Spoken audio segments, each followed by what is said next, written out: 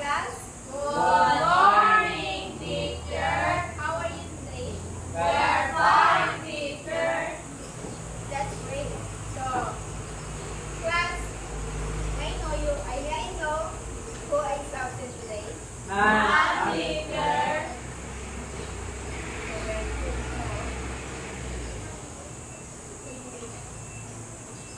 So, I will show a picture and I will ask you something about the picture. So, in this first picture, what do you think? The child respects the elder teacher. So, very good. So, how about this next picture? What do you think? You believe? Ano po, teacher, yung bata ko kanina na ako saan. Very good.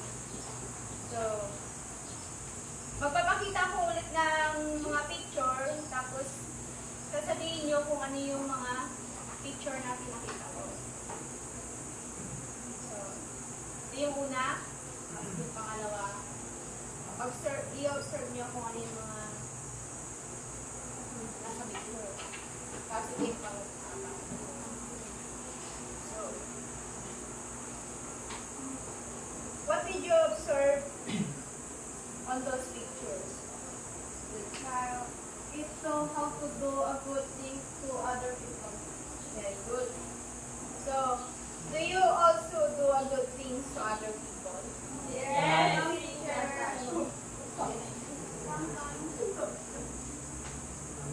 So, our topic today is all about the moral development of learners. So, what is morality?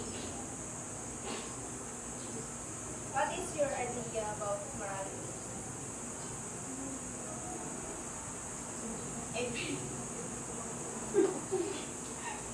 Morality is the system of belief about what is right and good compared to what is wrong or bad. Very good. So, yung morality daw yung yun yung paniniwala ng paggawa ng mabuti at masama sa kapwa. So, did you understand the lesson class? Yes, teacher. So, understanding the concept, so critical thinking is a basic function of human intelligence, primarily necessary to distinguish truth from falsehood. This faculty of our intelligence helps us to choose the right course of action in every sphere of life.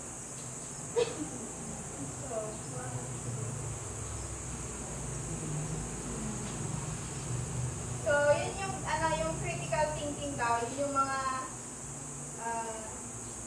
ginagawa ng mga bata. Yung katulad ng paggawa ng mabuti at masama sa kapwa.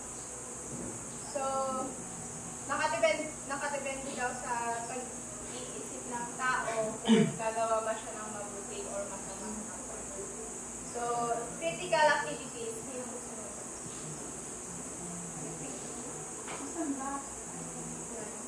Critical thinking, as mentioned before, inquiring into the truth of the matter presented.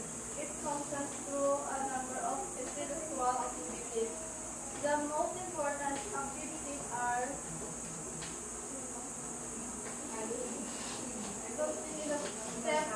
first step is critical thinking. It is healthy for any thinking person to feel uncertain about a supposition presented to him. In the process of querying questions to him, in the process of in the truth. Thank you.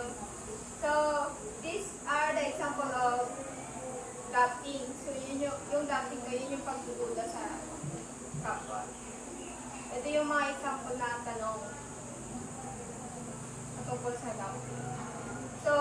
yung ano, is it true? Can it be otherwise? How do we know? How do we know it? How do we know it? Why is the person saying that the doubting phrase is false and unessenceness? It is necessary to process further with the investigation. So yung second is inquiry. So inquiring is basically questioning the truth of the premises which the conclusion is built. Then yung pangatlo naman yung analyzing. It's the process of breaking down an issue into the discrete units and in order to find out the truth of each unit analyzing. So position can be done in many ways. So looking at it through various perspectives or points of view, tracing the development of idea, comparing and contradicting it with other supposition categories, and identify consequence are some of the methods used for analysis. So yung pangapat naman daw yung reality testing. So reality testing is the attempting to judge its usefulness or truth by applying it to existing situation or problem in the real world. So, dito sa reality testing naman, yung mga ano, yung sinusubukan yung isang bata kung or tinetest yung isang bata kung gagawin niya ba yung bagay na parang gusto niyang gawin, pero sa loob-loob niya, parang yun nga yung parang labag sa loob niya na gawin yung isang bagay na.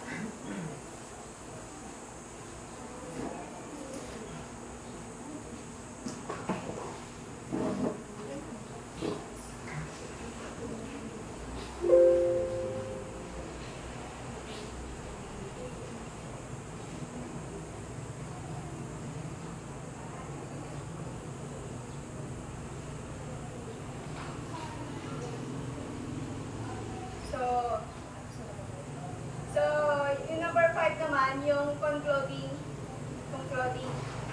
So, concluding is arriving at a judgment whether the supposition is true or false, valid or not, and right or wrong. So, dito naman sa concluding, ito yung ano yung yun nga yung, di ba, tayo as a person na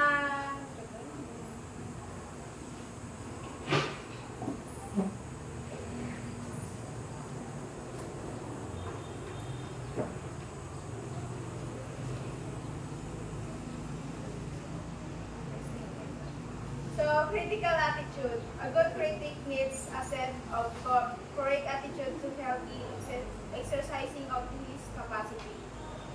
So, unbiased attitude is the foundation. He constantly watches his inner motivation questioning. So, ito yung mga example ng unbiased attitude is about unbiased attitude. So, am I biased? If so, what is the bias? So, yung pangalawa naman ay yung how has this bias been built in me?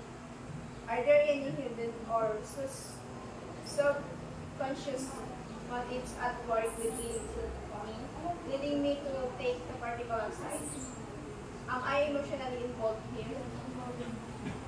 So, yun yung mga example ng unbiased attitude. Yun yung ano, yung unbiased attitude, yung parang parang makasarili. Parang mas gusto mo yung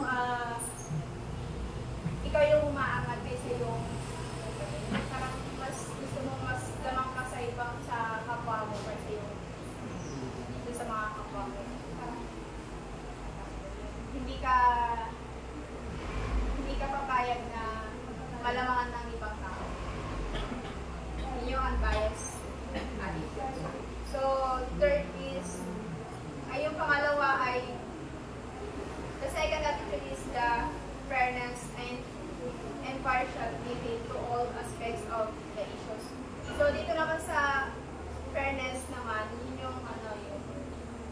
attitude. Na, yung parang gusto mo, katulad na lang sa natin, sa mga kapatid natin, di ba?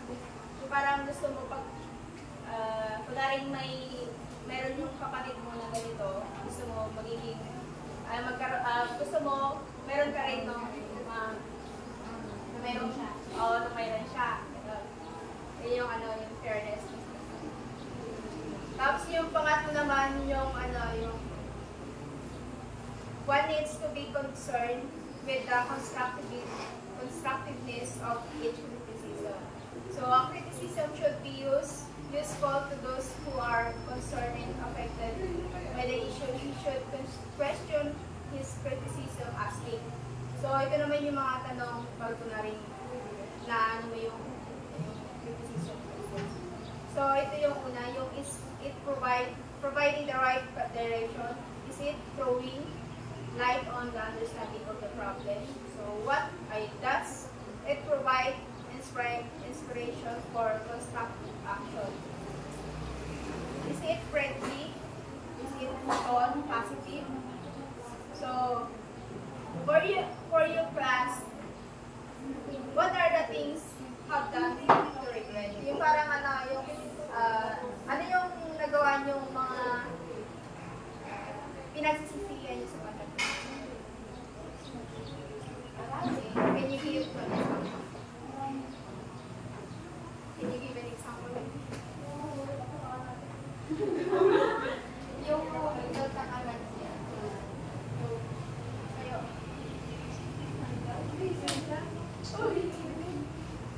Maybe.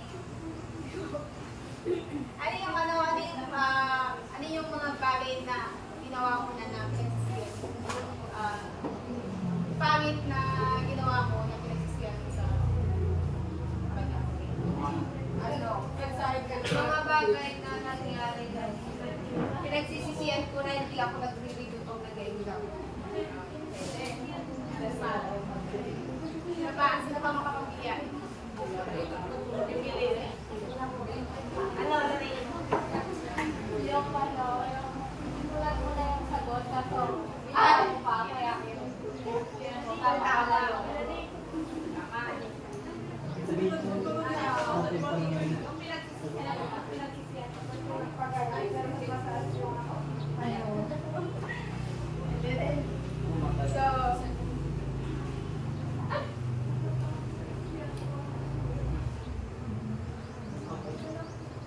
Are those things to do?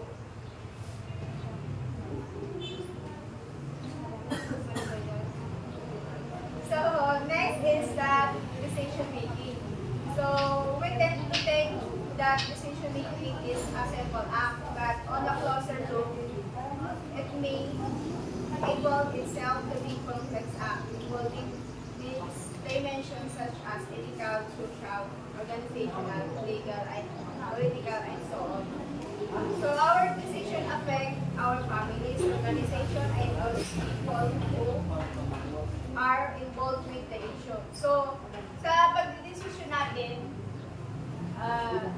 meron mga maapektuhan at meron naman.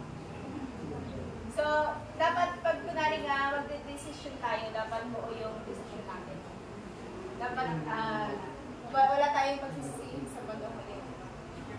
Pag kunwari once na nag-desisyon tayo na yan, tayo. So next is the decision making can be simplified stated. So ito yung mga example ng kung yung mga tanong kung paano mag-decision. So ito. Yung una yung where am I going? So yun nga, sa tao. What should I do now? Where do I really want to go? What should I do now to go where I want to go? The process of responsible decision making undergoes 6 stages. So mayroon dito mga 6 na stages about sa decision making. So yung una yung recognize, analyze, and define the problem.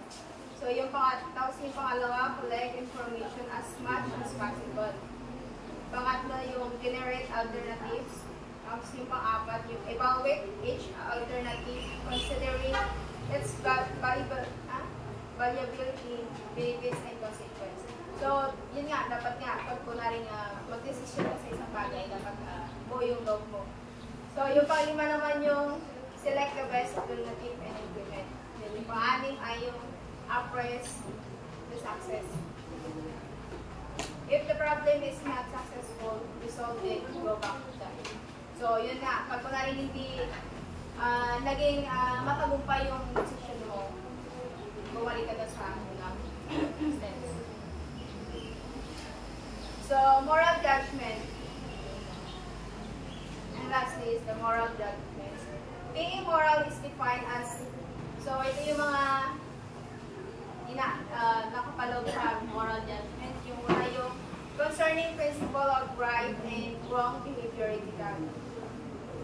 So, yun nga, yung parang pagiging concern mo sa paggawa ng tama at sa mali. So, attribute based on people's sense of what is right and just not on legal right and obligations. So as a dapat maging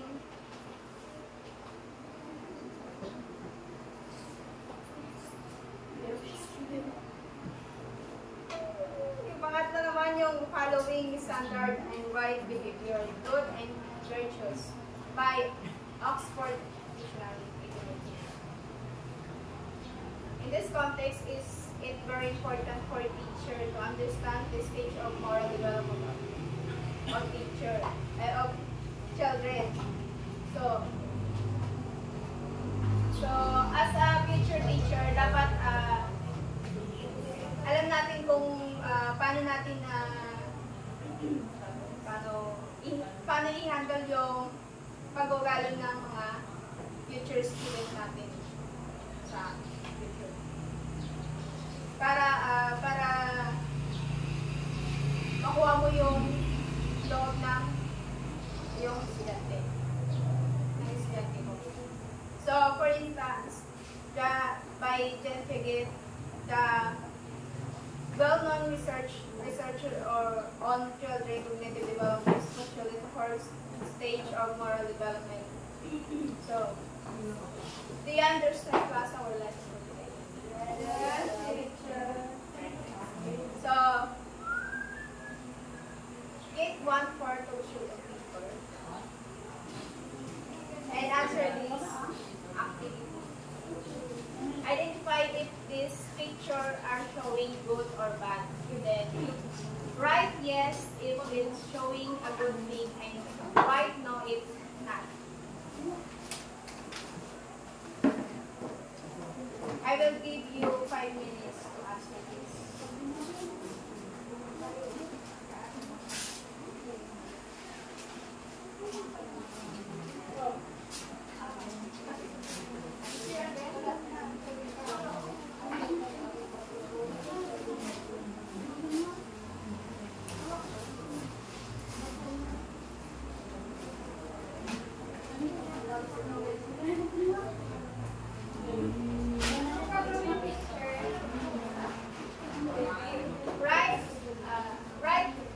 Right yes if it's showing good.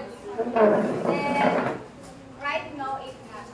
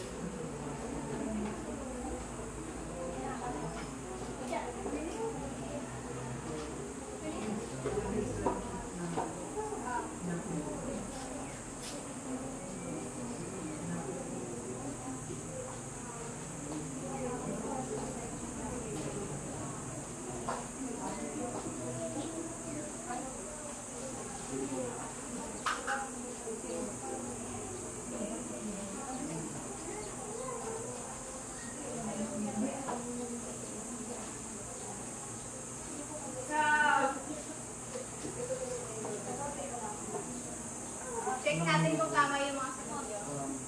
So, una, sinong gusto mag-sagot? Ako, teacher. Yes po, teacher. Bakit? Kasi tinulungan ng bata tumawid yung matanda. Very good. Yung number 2 naman. Now, no, teacher, kasi po pinapuntunan sa ulo yung ice cream. Tama. So, number 3 naman. Sinong gusto mo? Lady. Yes? Maybe because the child, Tanong mo kasi. yung bata is inaano niya, ibigay niya yung bola. Ina-approach niya yung batang may iyak. Tama? Yung number 4 naman. Sinong gusto mo sumunod? No po. Well, Kasi gawin ko rin yung dati. Pero, yes, no. Number 5, yung mga Yes, teacher, because he compared him with Cute?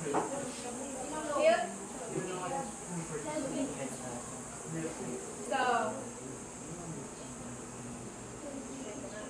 for your class, how do you show a good behavior to others? Sa inyo. Mang libre kapag may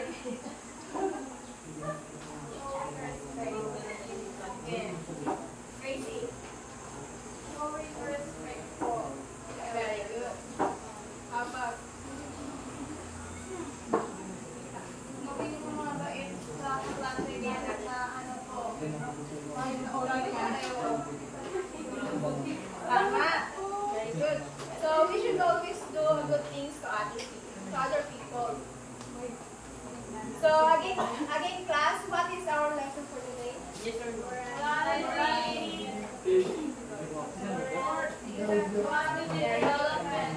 So again class, what are the examples to do the right attitude? No kindness, teacher. And then Respect others. very good. And be fair. Very good. So give yourself a 5 claps.